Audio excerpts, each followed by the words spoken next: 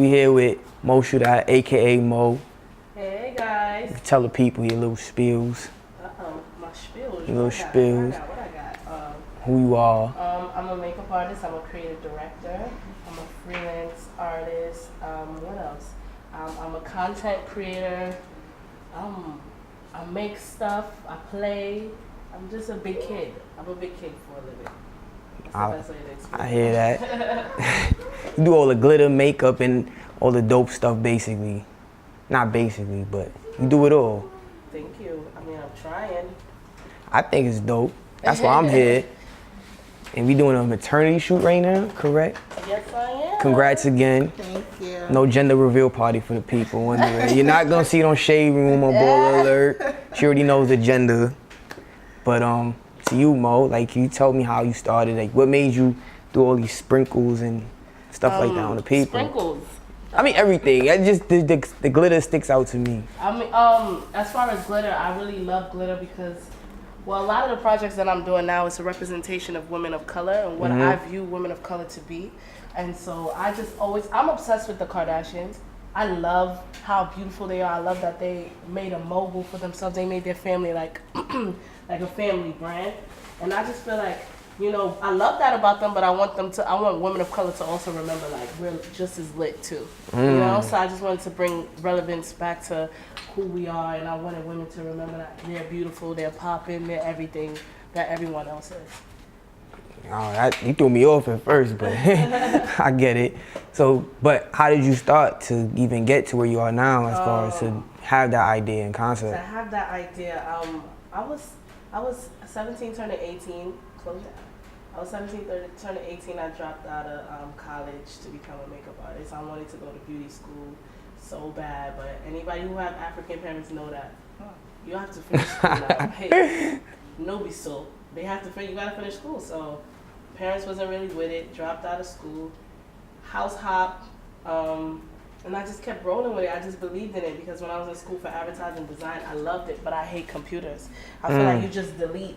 You never get to get panicky, like, oh shit, what am I gonna do now? Excuse my French. Oh crap, what am I gonna do now? How do I, you know, pull myself out of this? Like that, like that. I don't know. I like thrills. I'm a thrill seeker. And I think one of the best part about doing makeup is you never know what's gonna be next. You never have the same clients. Your life is just different every day. And that's just what it was for me that really attracted me to doing makeup. I also cut off all my hair, and I was a big tomboy. And it was like, all right, girl, you gotta look a little bit more feminine now. Like, you gotta try, sis. And that was another reason why I got into makeup too. And then I loved how it made me feel, because like I was telling you earlier, I ain't got no eyebrows. So it was like, all right, wow, I could make myself I could be cute. Like, oh wow, I'm running with this. And I love how I feel, and I love how I make people feel, and for me, that's really what it is. It's just about uplifting other people. That's my reason for doing makeup, is to uplift people. Whether it's internally, whether it's externally, whether it's your biggest day of your life, your wedding day, or whether it's just me trying to remind you that you shine. Because the name of my glitter project is Shine. Got you. You made me have a whole new viewpoint of makeup. I just thought makeup was to cover up the catfish. You feel me? I mean, anything in life is what you make it. Right. Food could be an art. That's true. Sex could be an art, Kama Sutra or something like that. Oh. Right? All things I don't know. Art. I ain't gonna go. All things I don't know. could be art. That's how I see it. I gotta go Google that later. Yeah. I don't know. But that's dope that you came up with that. I mean, you felt that way about makeup. You're very passionate about it, I can see. You're not just like another person on YouTube just doing makeup tutorials and stuff like that, just to do it. You know, what made you stay away from that lane? Or did you do that? I mean, I'm kind of doing YouTube videos now. It's very weird. It's different from what I'm used to, but I'm doing it. You know what's funny? During the election, there was this guy on the train, and he told me something. He said, life is not what it is, it's the people who use it.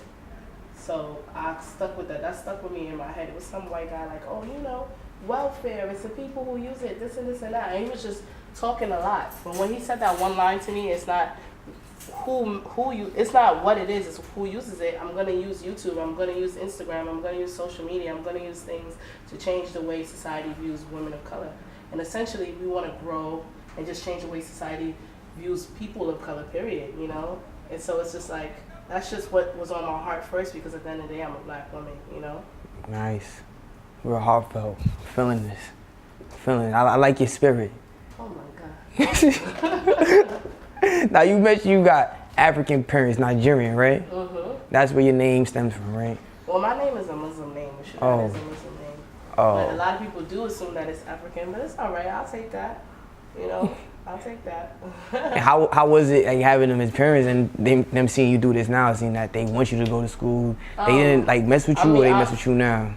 Oh, yeah. I mean, like I said, I wasn't living at home for a very long time. Right, they kicked you out. Yeah, I mean, I forget them. My mom is my best friend. Like, she's still my homegirl. You know, I just feel like my trip to Cuba, I went to Cuba last year, and that really changed the way I viewed how people view things or understood how things are viewed.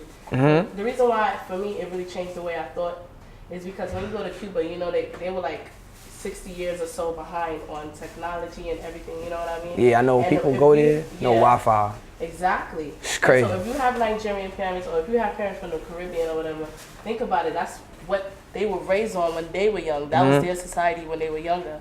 So it made me think like, all right, well, this is probably why my mom doesn't understand this. This is probably why she would want me to be a doctor. This is probably why they would want me to be a lawyer. This is why, because if you live in a society like that, you have to make a way that makes sense. And this is what makes sense to somebody.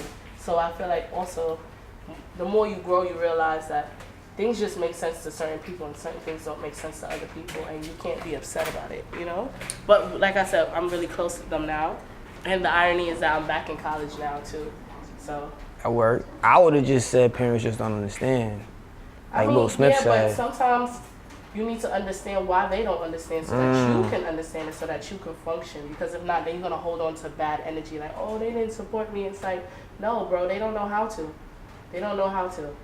You know what I mean? Yeah, Parents they don't are understand. humans. I mean, parents are human beings, right. and they come from a certain world. There's like a disconnect. Yeah, you can't pick where you're born. You can't pick who's your parents. You can't pick anything like that.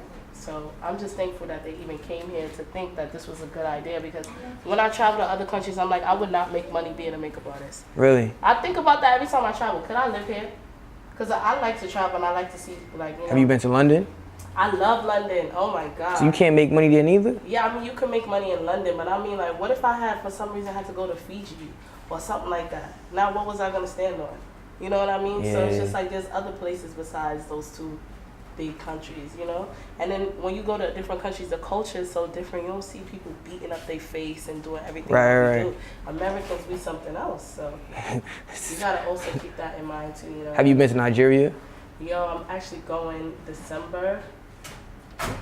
How long you going for? I don't know. I was supposed to actually go this week with my mom, but because of business and school and fashion week and things like that, I didn't think that would be a good idea. Got you. Oh, you getting booked for fashion week and everything. I'm trying small. Oh, it's lit. But I was gonna ask you, who's your favorite Nigerian artist? You know, Wizkid just came out with that album. I would have to say Burna Boy. I don't know if Burna Boy.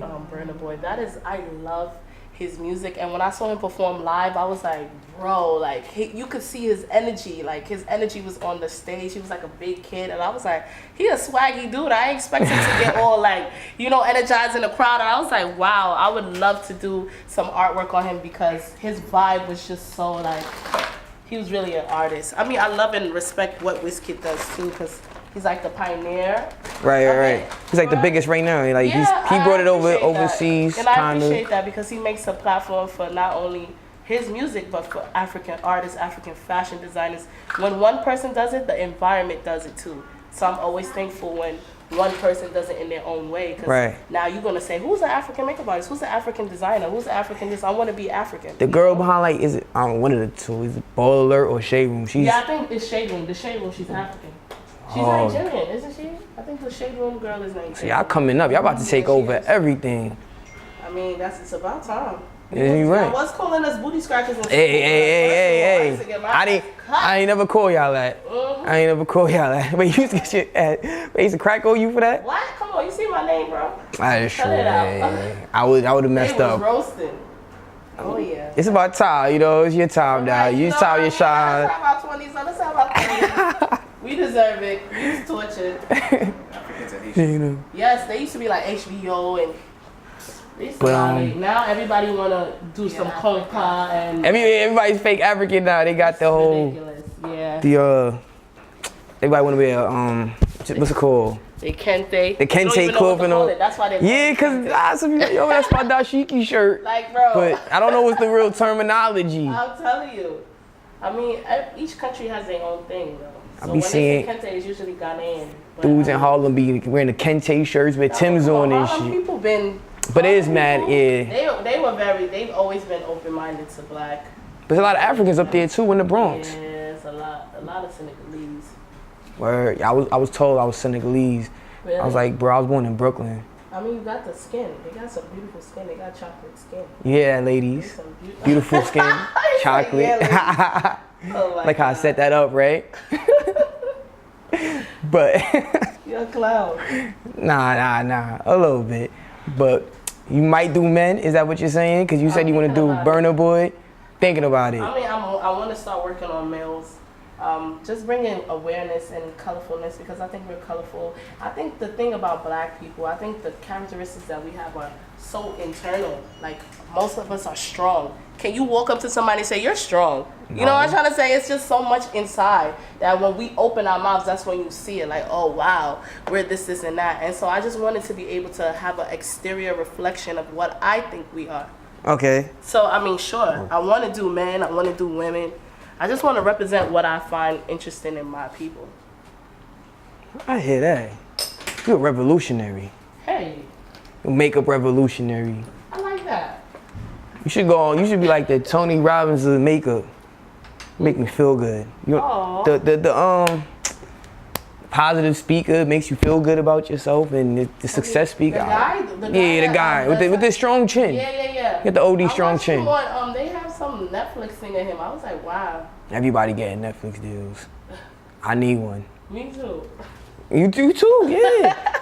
You could do a whole documentary about, like, you know what I mean? You could go to Africa or something like that and do makeup or teach makeup or something. Which you do, teach classes sometimes. Sometimes. Keep that on the low though. I know. Keep your philanthropy on the low. Yeah. I just put you out there. I know. But I think when you do stuff for the kingdom of God, ain't shit to talk about. Excuse my French. It's nothing to talk about. I don't think you saying like, God and shit in the same sentence. That's crazy. He loves me and he knows me. He knows me. He knows I love him. He knows where your heart is. Yeah, it's about the heart. Remember, God is love. True. And everything you do is freestyling, right? Cause I see you. Yeah, I never. You're not looking at no other face. You just head talking, and you just picking up shit. Excuse my language. I ain't cursed the whole episode though. You did pretty good. I'm trying to curse less. I think it was me. I was a bad influence. Yeah, that's pretty much what it is. Just blame me. It's all right. But so what you got planned for the next 2 to 5 years, or 5 to 10 years? I honestly don't. I don't really know. I'm just happy to be. And I'm happy that I can make a job doing what I like to do, and that it was a platform has been given to me because I decided to do stuff for women of color. I think that's mind blowing. Just women of color. And what I find most mind blowing about that is, like, people will always tell me, which is the reason why I got with Island Boy in the first place. People be like, "What's Island Boy?" He's the photographer that we work with. Okay. And people will always tell me at first they didn't want to do black women, they didn't want to do this, they wanted their portfolio to be more diverse because you're not going to get deals when you do stuff for women of color. You need a more diverse palette, you need a more diverse portfolio, and like the amount of campaigns that we just started picking up open for doing women of color is mind blowing. I'm just like, well, you got to really be true to yourself. So. It's so exciting to know that when I actually love myself, even when other people don't love themselves, that we still won. So I'm most excited that I get to keep doing campaigns. We did a campaign with Make It Forever. I just finished a campaign with Heights Sobriety for NFL. Like, these are really legit Can you stuff. speak on that one? Or no? No. Oh, okay. Releases, but so it's like something I'm really grateful for because these are people who found us because we were being ourselves. And I really want people to know that when you're yourself, you win. Hear that? No fake stuff. Be yourself. Be yourself. That's hot. So, I mean, I'm guessing that's what you're going to tell other aspiring makeup artists, right? Be yourself. Figure it out. What do you like? Even though I'm a tomboy, I'm a girly girl at heart. How does that work?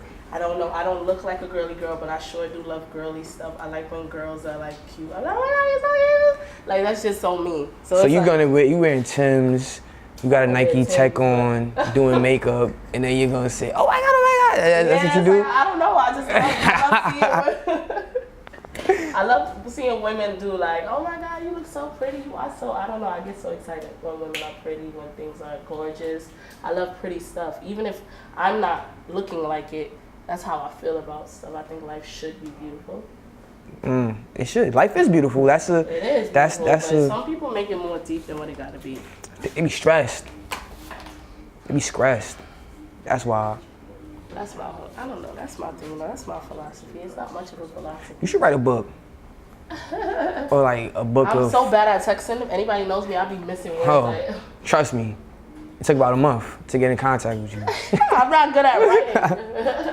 I mean, you don't have to write it. You can hire the writer to do it, and you just talk. That would be cool. That's like I feel like that's what most people do. Yeah, a lot of people do that. Nobody really sits there and write anymore. Okay. But thank you for giving me the opportunity to see what you do. I mean, I'm gonna stick around, of course, but you know, thank you again. I'm happy to have you. It's always a pleasure. I'm thankful. Yeah, I'm super excited. Oh, definitely tell the people where to find you on Instagram, YouTube, Twitter. Everything is my name because I don't know why in America nobody has it. So it's MoShoodat, MoShoodat. That is my Instagram, my YouTube, my Twitter, my website. It's everything. It's trademarked. You can't even take it. You trademarked it? Oh, yes. Oh, so, you lit. You lit. It's over. Makeup line coming soon. Amen. For your listeners' ears. All right. Thank you for tuning in. And stay tuned for the next episode.